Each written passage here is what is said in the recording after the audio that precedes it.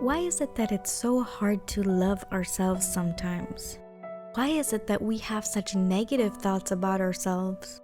Even when we try to love ourselves by being good to ourselves, by doing the things we want to and love to do, we can still find ourselves falling back into the same patterns, going back to the same negative thoughts about ourselves. What if I were to tell you that a very big part of that can come out of our environment? So in this short video, I want to share with you 3 ways we can love ourselves by changing our environment.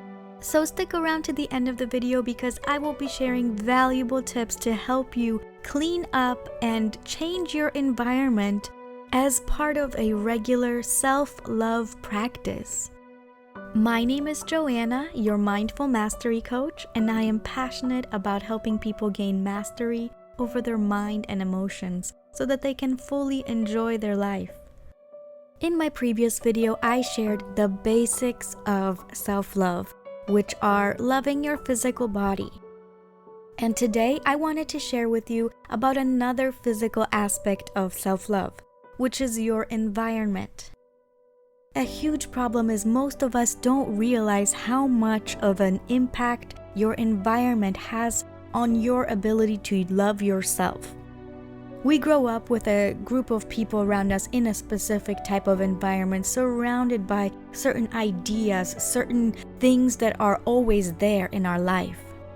But they're not necessarily healthy and good for our own well-being. So in order to change our environment, it's important to clean up 3 basic areas. The first area that I want to share with you is people. Having the same people in our lives is a blessing, but it can also have a negative impact, especially when those people are not providing healthy support for our self-love. Whether it's family, friends, or coworkers, the people around us can impact how we feel about ourselves because of how they react and speak to us. And years of being around those people can make us used to that treatment and that language, but that doesn't mean it's okay. So the first thing we need to do is to clean up those who are closest to us. And that doesn't necessarily mean cutting people off. It just might mean spending less time with those negative people, those who make us feel bad and don't really have our well-being in mind. Yes, cutting ourselves off from everyone who is negative is a great idea in theory, and it would be great for our own well-being. But we don't live in a bubble. So we have to protect ourselves, and we do that by limiting the time and interaction with those people who are not beneficial to us.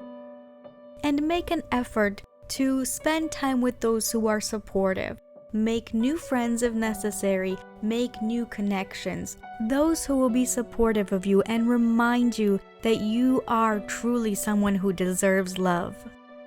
Once we clean up or even change the people who are around us, the next thing we want to evaluate is the places we go. Places can have a lot of memories attached to them. They have certain types of people that are found at those places, and all of those things can trigger us and remind us of past experiences that have impacted the way we see ourselves. So it is important to decide where you will and where you will not go, because a physical location can change your mood on the spot. And when negative feelings flood in about ourselves, it's very hard to pull ourselves out of it. So we need to evaluate the places we go and the places we spend our time. Maybe we need to change those places. Maybe we need to limit our time there. As with the people, we don't have to completely cut things off, but we do need to take care of our own well-being by not putting ourselves in a physical location that will negatively impact us. So once we change and evaluate the people and the places that we've had in our lives, The third thing we want to evaluate in our environment is the physical objects, the things. Just as places, things can hold a lot of memory. And some of those memories can be very negative. So holding on to those things can actually continually remind you of negative circumstances that can interfere with you healing your own love of self. A great practice is to take time to go through the things you see in your home on a daily basis and get rid of anything that makes you feel negative, anything that reminds you of a person that was negative to you, anything that brings up a bad memory. Even if it's something somebody gave you, you are not obligated to keep it just because it's a gift. If it makes you feel bad about yourself, or reminds you of something that is very negative to you, the best thing to do is to get rid of it. So just to quickly recap the 3 ways we can change our environment to make it more conducive for self-love is by changing the people, the places, and the things that surround us. So comment down below and let me know where you're tuning in from, or leave an emoji or 2 so I know who's watching the video. And if there's anything that you'd like me to cover in a future video, just let me know down below in the comments and I'll see what I can do. If you liked this video, found it helpful, or just entertaining in any way, hit that thumbs up button.